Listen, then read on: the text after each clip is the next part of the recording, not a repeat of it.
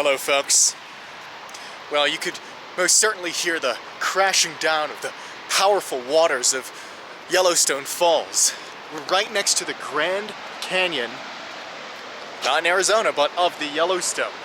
It has its own huge area, a canyon. Yeah, Yellowstone gets its own Grand Canyon, but it gets a lot more water than the Grand Canyon in Arizona. It's very interesting. For the first part of today, we'll be getting to highlight this must-see wonder of Yellowstone Park, starting out our second of 2 days at this park. And that means it is our final day being spent in our Best of the Most West tour. We're definitely going to make it count as much as possible, because that's what we like to do on the Coverage Project. Make the most of our times out during our adventures.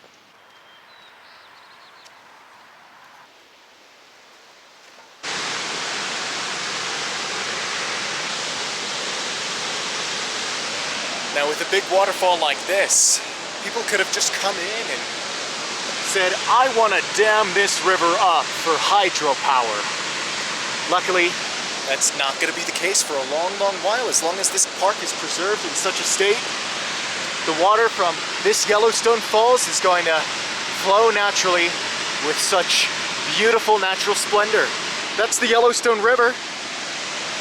And we saw yesterday morning the source, or the big body of water from which it's flowing and turns into a waterfall and flows with rapid strength. Yellowstone Lake. Yeah, and we've actually seen this Yellowstone River a long, long time ago. Back in September, we were in Montana, Miles City, and we saw this very Yellowstone River far downstream. Oh yeah, for one of those lesser known American rivers, the Yellowstone River is huge, spanning hundreds of miles in length. It's a tributary of the great Missouri River, but even the Yellowstone River is a force to be reckoned with.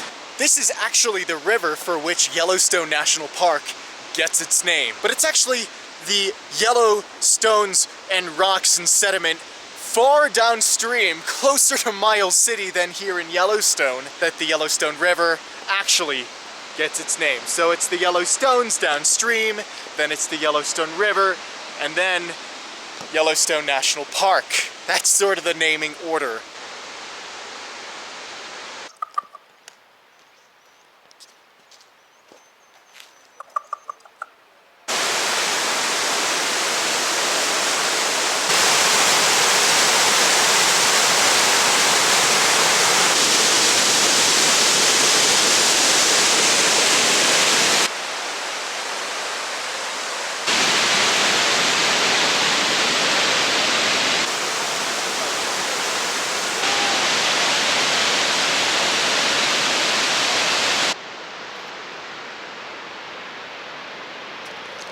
Well, this is the Grand Canyon of Yellowstone National Park.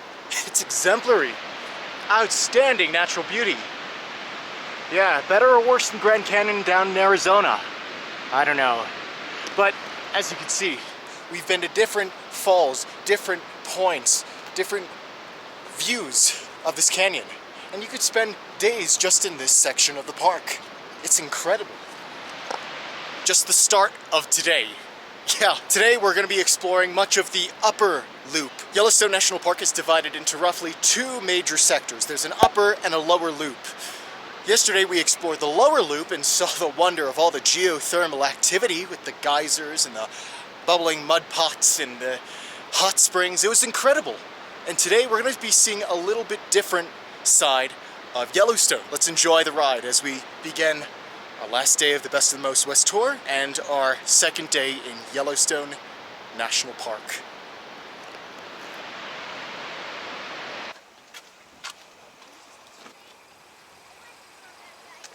Before we leave the canyon area, I do want to make sure I sell this point across. The canyon area, well, not just that, but Yellowstone National Park in its entirety is so large, and there's such a demand for tourism that dotted at various points, equidistant from each other, are these little villages.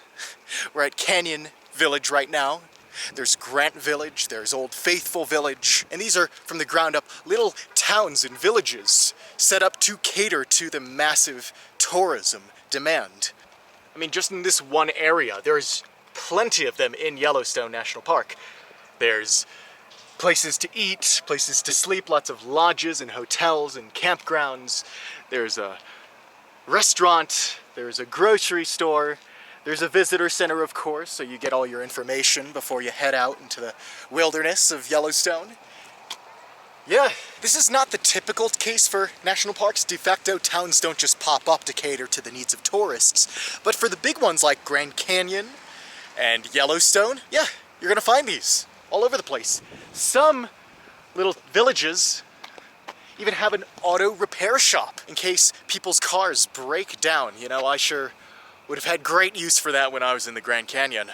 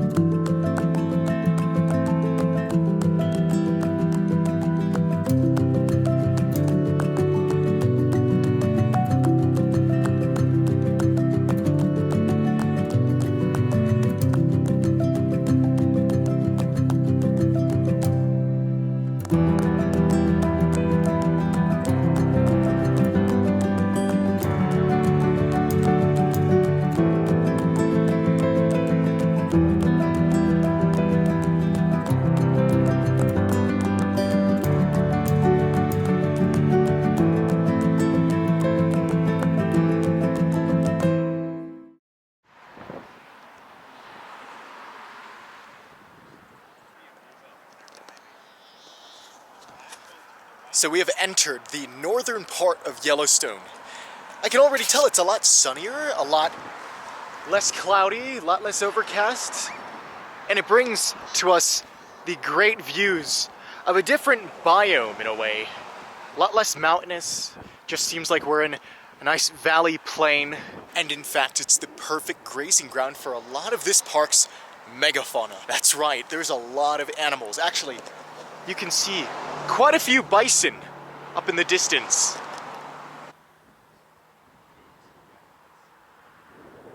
Yeah, about 67 different mammal species call Yellowstone National Park home. We're talking grizzly bears, elk, wolves, bighorn sheep, deer, coyotes, foxes, moose. Yeah, that's how you pronounce the plural form, it's moose. And of course, the almighty American bison. This valley area goes on for as long as the road stretches, around 20 to 30 miles or so before you hit the northeast entrance of the park. And until then, you're met with beautiful vistas, views of the surrounding mountainsides, the valleys, all the shrubbery. But just be careful of a couple things. You are driving on a road. If you pull over, make sure you're at a safe spot, of course. You don't want to cause an impediment of traffic. You definitely don't want that when everybody's getting angry at you behind you in line. And second, these animals are wild. They're not domesticated, they're not tamed, they're not passive like you would find in a zoo. Make sure to stay a careful distance away from the bison, and even further a distance if you see any grizzly bears.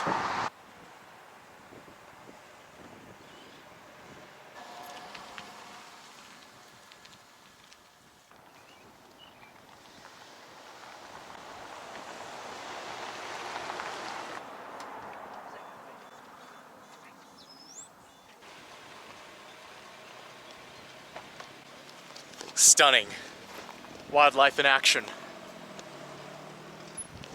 The American bison have long been an endangered species, almost wiped to extinction, but Yellowstone National Park, among many other preserves, allows these majestic creatures to roam free. You know, under the guise that there's so many other people taking photos and videos, and it's part of the touristic experience to come here to Yellowstone and see some buffalo. you know, I guess it's a small price to pay for them to still be alive and thriving in this relatively wild environment. With all the other megafauna, the giant mammals that you might see on any other day or you might be lucky to find in smaller numbers, you could very well go on a Rocky Mountain styled safari.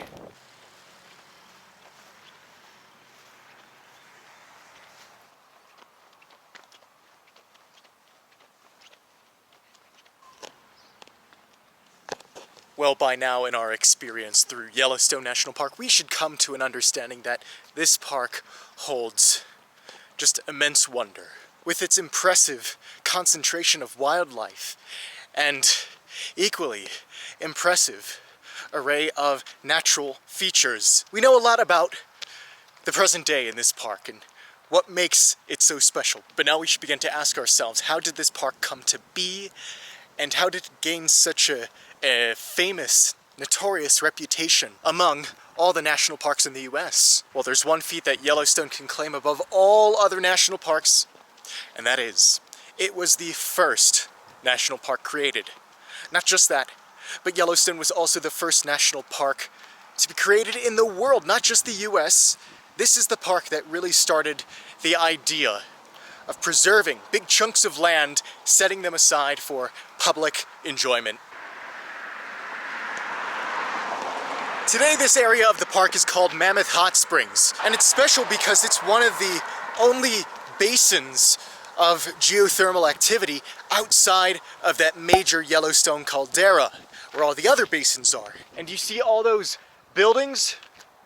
They look pretty old, and they are old. They used to be buildings that were used for various purposes and functions under the US Army. This used to be called Fort Yellowstone. Aptly named. We are in Yellowstone. The people back then knew that this place was the Yellowstone area. And this was the place where Yellowstone National Park was originally administered from. The National Park Service was formed in 1916, but the park itself goes way beyond further, earlier in time than the year 1916. In the year 1872, a law was signed into bill, the Yellowstone Park Act, signed into law by President Ulysses S. Grant, number 18. Yeah, this was all the way back then during the period of Reconstruction, shortly after the Civil War. And President Grant gave this park a chance. For a long time, this park was under threat by poachers and people who wanted to set up shop to extract resources and turn the beauty of this nature into something less beautiful and less desirable. Maybe a bit lucrative, but still, it wouldn't have the beauty today if it wasn't for the Yellowstone Park Act.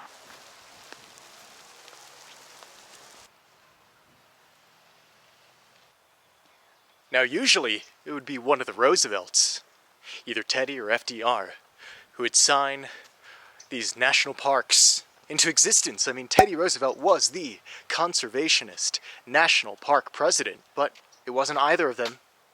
It was Ulysses S. Grant back in 1872. This act of dedication, as it was called, guaranteed a quote-unquote pleasure ground for the benefit and enjoyment of the people. That means you and I, we are the people, and we get to enjoy this park. So since this park was created 44 years before the National Park Service was established, who is going to take care of it? Who is going to operate and administer this beautiful patch of land? Well, from our surroundings, we can get clues on that. The US Army was directly responsible for this park's well-being. Yeah, very interesting. The US Army is known for, defense of us people, us American citizens, but they also defended the parkland.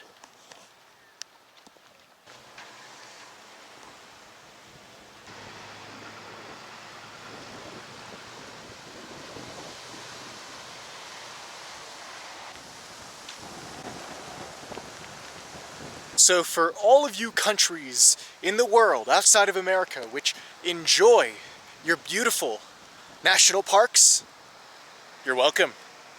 You owe Yellowstone a big thank you for the idea.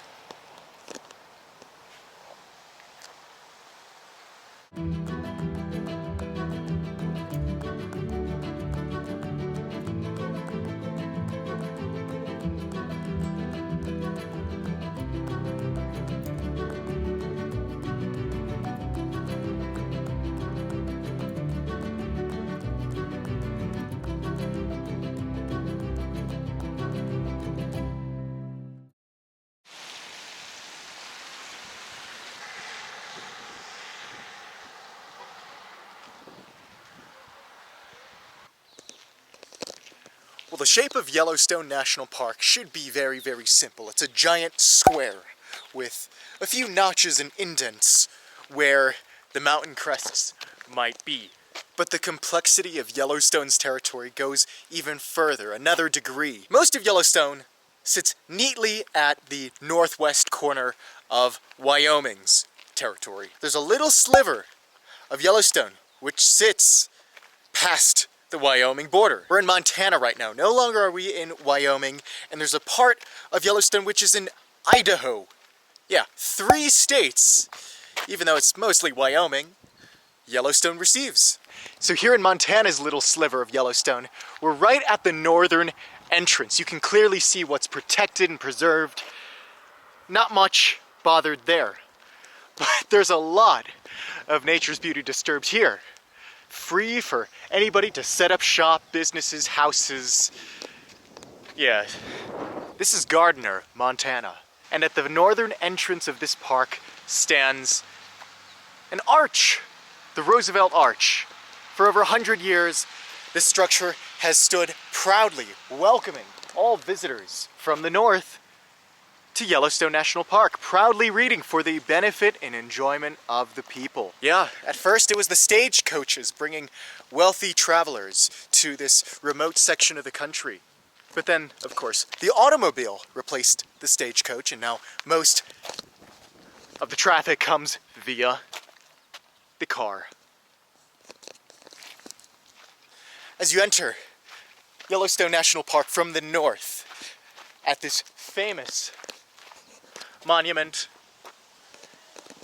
you get this idea that you're at someplace special, a place which truly began America's best idea, as some say.